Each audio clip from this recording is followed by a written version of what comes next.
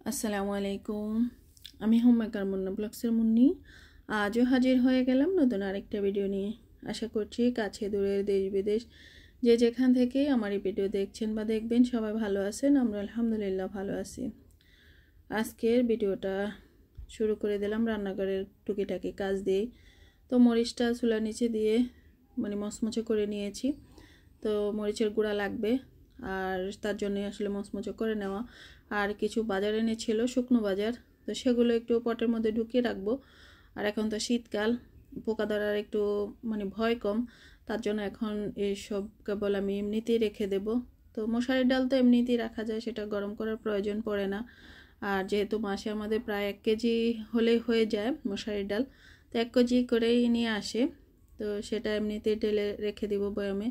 আর মৌরি এনেছে, সেটা তো সব সময় লাগে, তো মৌরি তো ধুয়ে টুয়ে তারপর পরিষ্কার করে তারপরে চুলার নিচে দিয়ে আমি শুকিয়ে নেই। তো সেটা পরে করে নেব, কারণ আগের মৌরি আছে তার জন্য।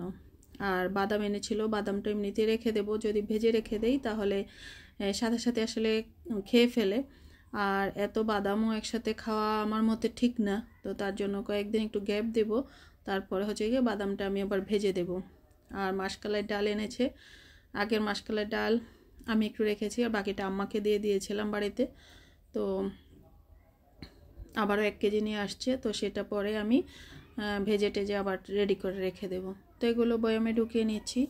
আর এইসব কাজগুলো আসলে রান্না করে যখন রান্না করি তখন ওই ফাঁকে ফাঁকে কাজগুলো করে নিলে অনেকটাই সহজ হয়ে যায়। যেহেতু রান্না তো আসলে দাঁড়িয়ে থেকেই রান্না করি, আর গ্যাসের চুলাটাতে লাকড়ি ঠেলতে হয় না, তার জন্য। আর চা পাতাটাও বয়ামে যতটুকু ঢুকিয়ে নিয়েছি, বাকিটা রেখে দিলাম। আর রাবার দিয়ে আটকে রেখেছি। আর আসলে এই রাবারগুলো বাইরে থেকে মিষ্টির প্যাকেট, তারপরে গিয়ে কাচি টাচি আসলে এই রাবারগুলো থাকে, তো আমি এগুলো রেখে দিই, পরে এগুলোকে আবার কাজে লাগিয়ে দিই। আর শীত তো এখন মোটামুটি পড়তেছেই, আর গ্রামে তো প্রচুর শীত পড়তেছে, শহরে যদি একটু শীতের প্রভাবটা একটু কম। চারিদিকে কেবল ভাপা পিঠা খাচ্ছে, রাস্তাঘাটেও নাকি ভাপা পিঠা বিক্রি করতেছে, যদিও আমি বাসা থেকে বের হই না, কারণ বাচ্চারা বের হলে বলে, ওর বাবাও বলে, তার জন্য বললাম আর কি। আর আমি তো আসলে বেরোই হই না, এটা হয়তো অনেকে আমাকে নিয়ে হাসতেও পারে, তো হাসলেও কিছু করার নেই, হাসলে হাসুক, হাসলে কিন্তু হার্ট ভালো থাকে। তো শীত যেহেতু চলে আসছে আর ভাপা পিঠাটাও খেতে হবে, তা আসলে যখন মন চায় তখনই বানিয়ে নিয়ে নিই, কারণ নিজে যখন বানাতে পারি আর সব কিছুই বাসায় থাকে, তার জন্য আসলে সমস্যা হয় না। শীত আর গ্রীষ্ম বর্ষা যখন মন চায় তখনই খাওয়া যায়। তো ভাপা পিঠা বা যে কোনো পিঠা খাওয়ার কিন্তু পারফেক্ট সময় গিয়ে শীতকালেই। তো তার জন্য আসলে আতপ চাল নিয়ে নিলাম 1 কেজি, আর ভাতের চাল নিয়ে নিলাম 2 কেজি। এটা একসাথে এখন ধুয়ে নেব, তারপর গিয়ে একসাথে মিশিয়ে আমি সেটা মেশিনে ভাঙিয়ে নিয়ে আসতে বলবো আর কি। আর যেহেতু মরিচটা রেডি করে নিয়ে রেখেছি, তো দুইটাই একসাথে ভাঙিয়ে আনবে। তো পানি ঝরানোর জন্য এই যে স্ট্রেনারে রেখে দিয়েছি, চাল যেভাবে ধুই আর কি, ভাতের চাল আমরা ভাত রান্না করার জন্য যেভাবে ধুয়ে স্ট্রেনারে রেখে দিই, ঠিক তেমনটাই, বেশ একটা ভিজাই নাই, এমনিতে রেখে দিলাম। তো তারপর গিয়ে নারকেলটাও কুড়িয়ে রেখে দিচ্ছি, আর গিয়ে গুড় টুড় সব রেডি করে রেখে দেব।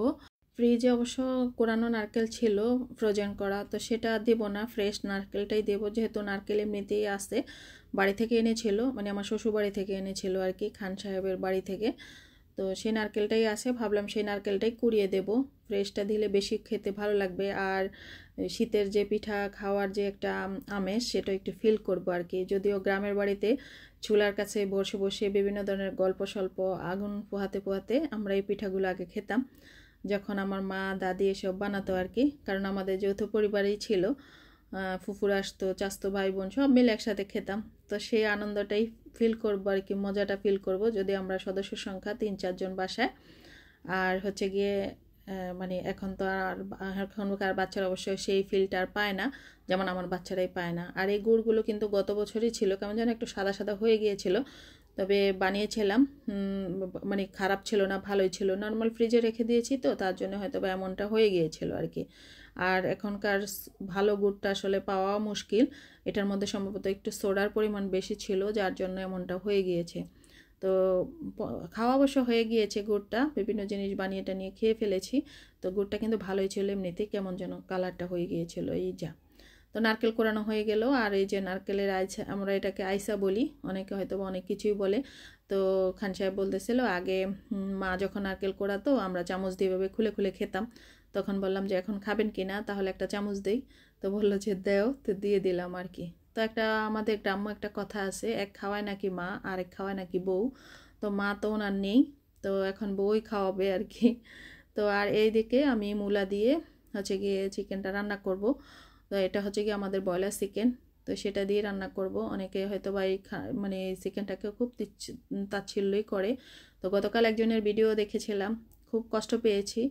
উনি অবশ্য বড় বড় লোক বা যাদের পরিপাটি সংসার তাদের ভিডিওই উনি দেখেন। আমাদের মতো এত সস্তা পরিবারের বা মধ্যবিত্তদের ভিডিও উনি একদমই পছন্দ করেন না। তো ভালোবেসেই ওনার ভিডিওগুলো দেখেছি, এখনও দেখবো ভাবতেছি। তবে মানে আমার ভালো লাগে না আর কি। কালকে ওনার কিছু কথাবার্তা আমার কাছে খুব বাজে লেগেছিল।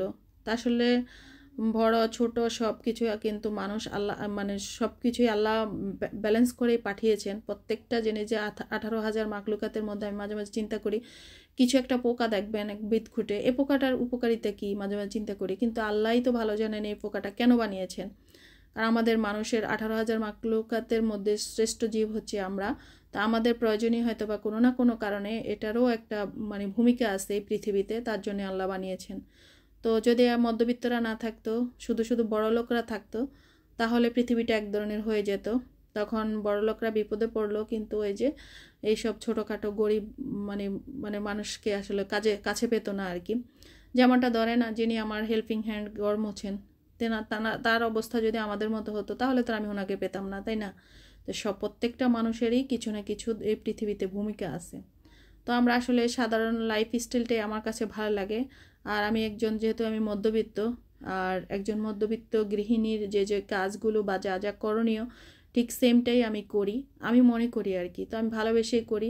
আমি কিন্তু অসুখী না, আমি আমাকে নিয়ে খুব সুখে আছি, আমার সংসারটা নিয়ে আমি আলহামদুলিল্লাহ খুব সুখে আছি। আমি এতটুকুতেই সন্তুষ্ট। আমি আল্লাহর কাছে অত বেশিও কিছু কিন্তু চাই না যে আল্লাহ তুমি আমাকে বাড়ি দাও, গাড়ি দাও, এই দাও, সেই দাও, অনেক কিছু দাও, কিন্তু আমি কিছু চাই নাই। কোনো একটা সময় আমার একটা ফ্ল্যাটের স্বপ্ন ছিল, তবে সেটা এখন আর মাথায় নেই। কারণ আমি আমার বাচ্চাদেরকে নিয়ে যখন এই শহরে এসেছিলাম তখন মনে মনে একটা ফ্ল্যাট চেয়েছিলাম, খুঁজেছিলামও, কিন্তু হয়তো বা আমাদের পছন্দ মতো কোনো কিছু হয় নাই, যার জন্য আর আসলে এই শহরে আমাদের ফ্ল্যাটটা নেওয়া হয় না। আর এখন আমাদের অবশ্য প্রয়োজনও নেই। বাচ্চারা হয়তো বা আরও 2-1 বছর এই শহরে থাকবে, তারপরে আল্লাহ যদি চায় হয়তো বা সামনে, তো সবাই তো চিন্তা করে একটু সামনের দিকে অগ্রসর হতে, তো তেমনটা তো আমিও চিন্তা করি। তো আলহামদুলিল্লাহ, যে বললাম আলহামদুলিল্লাহ ভালো আছি, যতটুকু আছি আর কি। তো যাই হোক, উনি ওনার মতো করে বলেছেন, ওনার ধ্যান ধারণা হয়তো বা ওই ধরনের উচ্চবিলাসী। আমার কিন্তু তো উচ্চবিলাসী নেই। আমি আবারও বলছি, আল্লাহর দরবারে হাজারো শুকরিয়া। আল্লাহ আমাকে এ পর্যন্ত যতটুকু যেভাবে রেখেছেন, আমি তার জন্য আল্লাহর দরবারে শুকরিয়া আদায় করার আসলে আমার মানে ক্ষমতা মনে হয় না নেই। কারণ আল্লাহ আমাকে ভালোই রেখেছেন, খুব ভালো আছি, শান্তিতে আছি, মানসিকভাবে শান্তিতে আছি।